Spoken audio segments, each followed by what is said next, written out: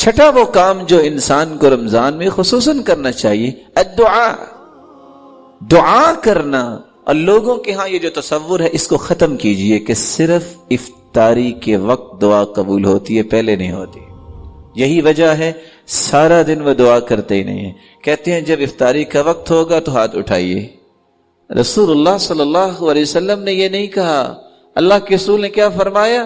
ثلاث دعوات یستجاب لہن لا شک فیہن، 3 دعائیں قبول ہوتی ہیں جن کی قبولیت میں کوئی شک نہیں۔ دعوت الصائم، روزے دار کی دعا۔ روزہ کب سے شروع ہوتا ہے؟ فجر سے۔ کب ختم ہوتا ہے؟ جب افطاری ہوتی ہے۔ سارا دن دعا کا موقع ہے، اس کو افطاری کے ساتھ صرف خاص نہ کیجیے، اس وقت بھی مانگیے، منع نہیں ہے، لیکن صبح سے لے کے جب سے آپ کا روزہ شروع ہوا افطار تک آپ کی دعا رد نہیں ہوگی۔ وَدَعْوَةُ الْمُسَافِرِ، اور مسافر کی دعا رد نہیں ہوتی۔ وَدَعْوَةُ الْوَالِدِ لِوَلَدِ، جب باپ اور ماں اپنی اولاد کے لیے دعا کرتے ہیں اللہ اس کو رد نہیں کرتے۔ اس لیے کثرت سے دعا کیجیے اور ان شکوک و شبہات سے اپنے آپ کو دور کیجیے۔ بس جی پتہ نہیں ہماری تو دعا قبول ہوگی کہ نہیں ہوگی۔ واقعتاً میری بات کا غصہ نہ کیجیے گا، نہیں ہوگی۔ کیوں؟ آپ نے خود کہہ دیا نہیں ہوگی۔ اللہ رب العزت کیا فرماتے ہیں؟ انا عند ظن عبدی بی ان خیرا فخیر وان شرا فشر، میں تو اپنے بندے کے گمان کے مطابق فیصلہ کرتا ہوں، وہ میرے بارے میں اچھا گمان کرے تو میں اچھا فیصلہ کرتا ہوں، اگر وہ بدزن ہو جائے تو اپنی بدزنی کا خود ہی خمیازہ بھگتتا ہے۔ آپ سوچ سکتے ہیں حدیث کیا کہتی ہے؟ انا مع عبدی اذا ذکرنی وتحرکت بی شفتا، میں اپنے بندے کے ساتھ ہوتا ہوں، اپنے علم اور قدرت اور رحمت کے ساتھ۔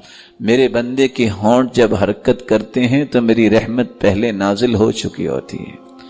رب کے بارے میں بدزنی نہ کیجیے۔ اور حدیث یہ کہتی ہے ادعوا اللہ وانتم موقنون بالاجابہ، دعا اس نظریے سے کرو، یقین کے ساتھ، موقنون بالاجابہ، اللہ ضرور قبول فرمائیں گے۔ اس لیے سیدنا عمر رضی اللہ تعالی عنہ کہا کرتے تھے مجھے آج تک قبولیت کا خوف نہیں ہوا۔ کیوں؟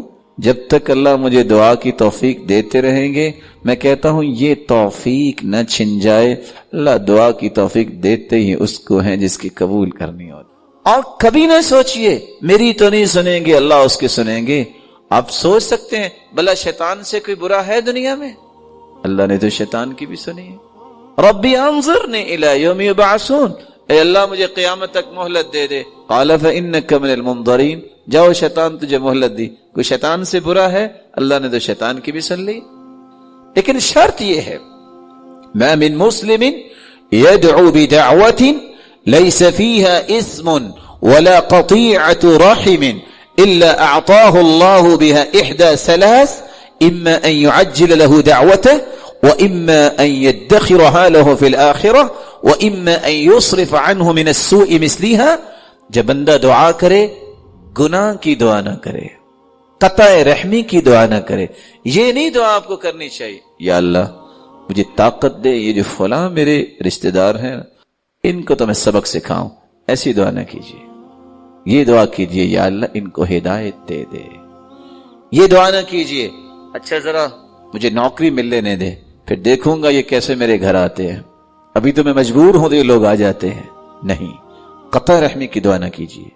اگر یہ 2 دعائیں نہیں تو پھر دعاؤں کو جو اللہ کے سامنے پیش کرتا اس کو 3 چیزوں میں سے ایک چیز اللہ ضرور عطا کر دیتے ہیں۔ اما، پہلی چیز ان يعجل له دعوته، اللہ فوراً قبول کر لیتے۔ واما ان يدخرها له في الاخرہ، اللہ قیامت کے لیے ذخیرہ کر لیتے ہیں۔ قیامت کا ایک پہاڑ آ رہا ہوگا، نام اعمال میں آئے گا یا رب ما ھذا، اللہ یہ کیا، میں نے تو ایسا عمل نہیں کیا۔ اللہ فرمائیں گے یہ تیری دعا ہے جس کو ذخیرہ کیا ہوا ہے۔ اور تیسرا وَإِمَّا أَن يُصْرِفَ عَنْهُ مِنَ السُّوءِ مِثْلِهَا، یا اللہ اس دعا کی وجہ سے انسان سے بلاؤں کو ٹال دیتے ہیں۔ ان 3 چیزوں میں سے ایک چیز انسان کو ضرور ملتی ہے۔